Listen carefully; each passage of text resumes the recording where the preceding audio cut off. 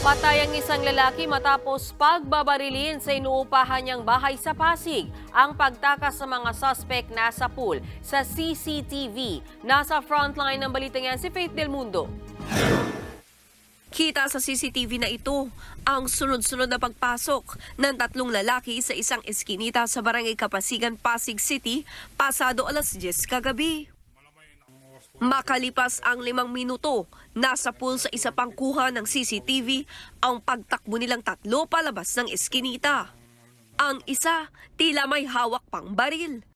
Sila ang mga itinuturong suspect sa pagpatay sa 36 anyos na si Mark Pablo sa loob mismo ng kanyang inuupahang bahay. Ayon sa pulisya, may tama ng baril sa dibdib si Pablo.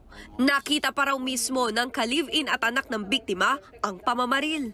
Nasa loob sila ng bahay nang biglaan silang pinasok ng tatlong kalalakihan. Matapos yung pamamaril ay agad na tumakas. Tinutugis na ang tatlong suspect. Inaalam na rin ang motibo sa krimen.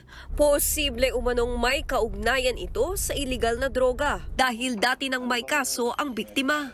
May mga nakita po mga paraphernalia po doon at mayroon din po nakitang droga. So basically, yun muna yung tinitignan nating anggulo. Involved siguro sa drugs.